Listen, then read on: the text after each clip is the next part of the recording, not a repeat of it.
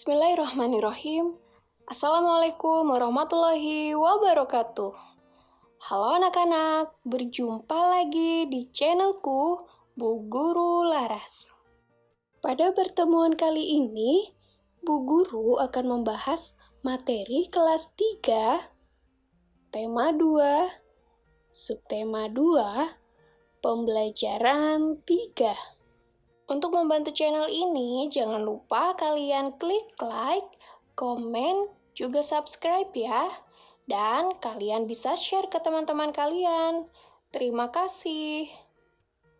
Oh iya anak-anak, karena kita masih berada di masa pandemi COVID-19 ini, diingatkan selalu kepada anak-anak untuk mematuhi protokol kesehatan dengan 5M ya. Yang pertama, menjauhi kerumunan. Yang kedua, menjaga jarak. Yang ketiga, memakai masker. Yang keempat, mencuci tangan. Dan yang kelima, membatasi mobilitas. Oke, kita langsung masuk ke materi ya. Ayo mencoba. Kucing adalah hewan jinak yang dipelihara manusia. Banyak manfaat dari memelihara kucing. Kucing sebagai teman bermain dapat menghilangkan stres dan menghalau tikus. Ibu Beni suka kucing, namun tidak memelihara kucing. Kucing-kucing liar sering berkumpul di rumah Beni, sebab ibu sering memberi makan kucing-kucing yang datang ke rumah. Beni sering memperhatikan tingkah kucing-kucing. Ada kalanya mereka bermain-main dengan tirai yang tertiup angin. Seringnya mereka bertengkar saat makan. Gerakan kucing-kucing itu lucu dan menggemaskan. Yuk kita menirukan gerakan kucing yuk. Yang pertama, gerakan kucing mencakar-cakar. Bagaimana anak-anak? Lanjutnya, gerakan kucing menangkap tikus. Ya, lari-lari. Selanjutnya, nomor 3, menggabungkan gerakan mencakar-cakar dan menangkap tikus. Pasti lucu ya. Yuk kita lanjut. Ayo bercerita. Beni sedang membaca majalah tentang harimau. Harimau adalah salah satu hewan buas. Tempat hidupnya di hutan belantara. Jumlah harimau di dunia semakin berkurang, maka harimau termasuk binatang yang dilindungi. Ternyata di majalah itu terdapat dongeng yang bercerita tentang harimau. Yuk kita baca dongengnya. Judulnya Kisah Petani dan Anak Harimau. Di sebuah desa di Pulau Jawa, tinggallah seorang kakek. Ia terkenal baik hati dan ramah. Namanya Ki Maulaya. Para warga desa sangat segan dan mengagumi beliau. Sifatnya yang arif dan bijaksana sering dijadikan tempat bertanya ketika ada perselisihan. Suatu hari, Ki Maulaya pulang dari sawah. Di tengah-tengah perjalanan menuju rumahnya, Ki Maulaya terhenti oleh suara yang didengarnya. Ia pun mencari dari mana suara itu berasal. Dia menemukan sebuah lubang jebakan. Dilihatnya ada 3 ekor anak harimau yang terjebak dan tak bisa keluar. Melihat bahwa binatang yang dia temukan bisa membahayakannya, dia pun tertegun sejenak. Setelah beberapa saat terpaku, Ki Maulaya dapat menekan rasa takutnya. Aku percaya bahwa kebaikan pasti dibalas dengan kebaikan pula. Lalu dikeluarkannya satu persatu anak harimau itu. Setelah semua terangkat, dia pun naik keluar dari lubang itu. Baru saja dia sampai di atas, tiba-tiba dari semak belukar keluar seekor harimau yang sangat besar. Harimau itu adalah induk dari 3 anak harimau yang dia tolong. Ki Maulaya pun bergetar, gemetar dan berkeringat dingin. Namun dia mencoba mengendalikan rasa takutnya. Ia hanya pasrah pada kehendak Sang Pencipta. Harimau itu mendekatinya, sambil mengendus-endus Ki Maulaya. Lalu dia pergi membawa anak-anaknya.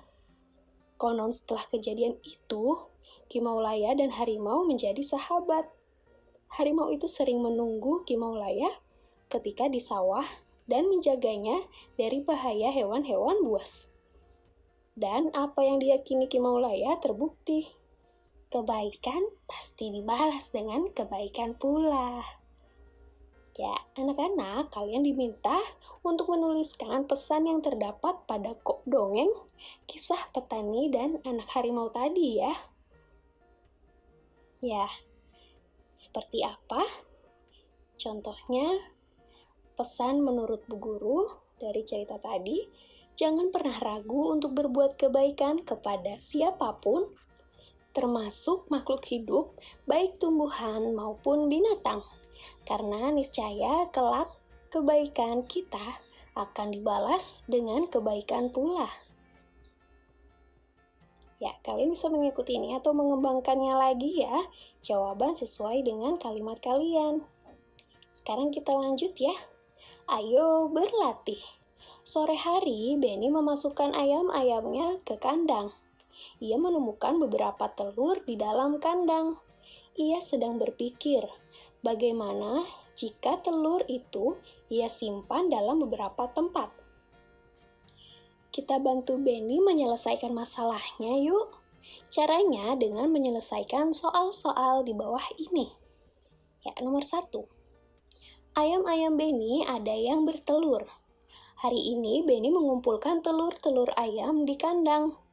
Ia mengumpulkan 20 telur. Gambarlah telur pada kotak yang tersedia.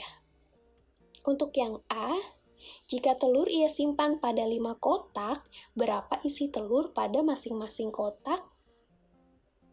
Ya, dari 20 telur jumlah keseluruhan diminta untuk membuat dalam kelompok sebanyak 5 kelompok ya. Maka setiap kelompoknya ada berapa anak-anak?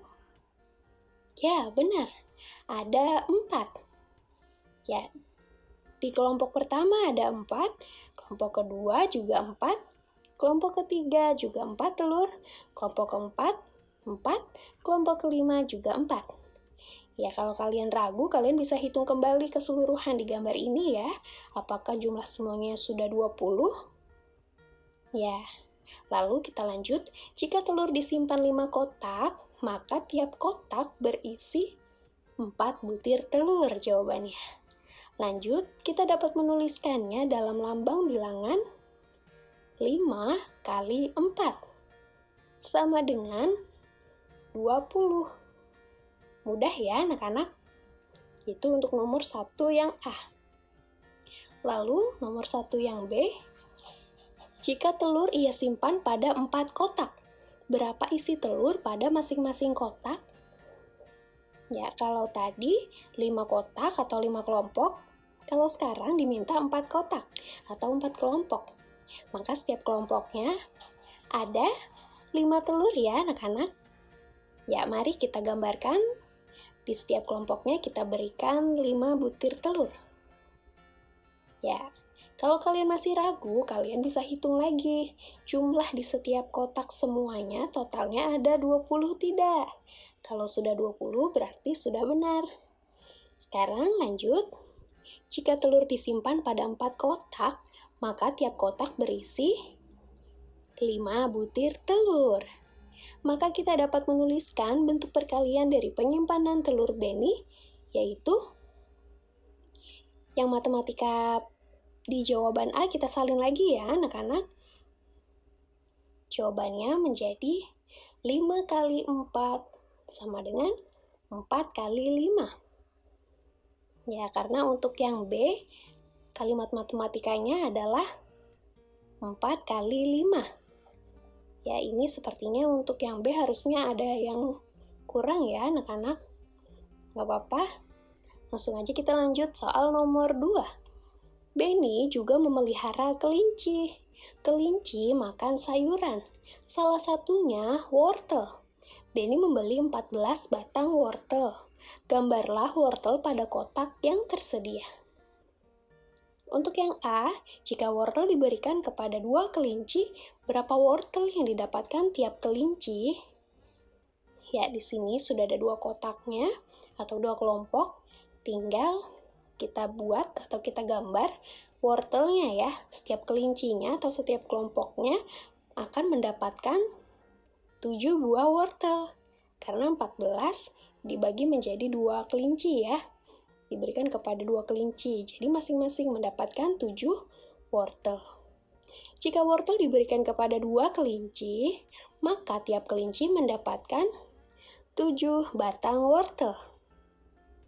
Lalu kita dapat menuliskannya dalam lambang bilangan 2 kali 7 sama dengan 14. Mudah ya anak-anak? Lanjut yang B, jika wortel diberikan kepada 7 kelinci. Berapa wortel yang didapatkan tiap kelinci? Ya, di sini sudah disediakan 7 kotak atau 7 kelompok. Jadi masing-masing kelinci mendapatkan, ya benar, 2 batang wortel. Kita gambarkan ya anak-anak tiap kelompoknya 2 batang wortel, seperti ini. Lalu, jika wortel diberikan kepada 7 kelinci, maka tiap kelinci mendapatkan 2 batang wortel. Kita dapat menuliskannya dalam lambang bilangan. Kalau tadi 2 kali 7, karena ada 2 kelompok atau 2 kelinci. Kalau sekarang 7 kali 2 ya, karena dibagikan atau dikelompokkan menjadi 7 kelinci. Hasilnya adalah 14. Maka kita dapat menuliskan bentuk perkalian dari pemberian wortel kepada kelinci, yaitu, salin saja ya, tadi yang A, 2 kali 7 sama dengan 7 kali 2. Mudah ya anak-anak? Selamat mengerjakan. Cukup sekian untuk pembelajaran hari ini. Oke anak-anak, cukup sekian ya materi dari Bu Guru Laras. Apabila kalian belum mengerti, kalian bisa mengulang kembali videonya untuk ditonton kembali bagian yang tidak mengerti. Sebelum Bu Guru mengakhiri video ini, Bu Guru mengajak kalian kembali untuk membantu channel ini dengan cara klik like, komen, dan subscribe ya. Jangan lupa juga untuk share ke teman-teman kalian. Terima kasih. Oke, anak-anak, kita akan berjumpa lagi di materi lainnya. Akhir kata, wassalamualaikum warahmatullahi wabarakatuh.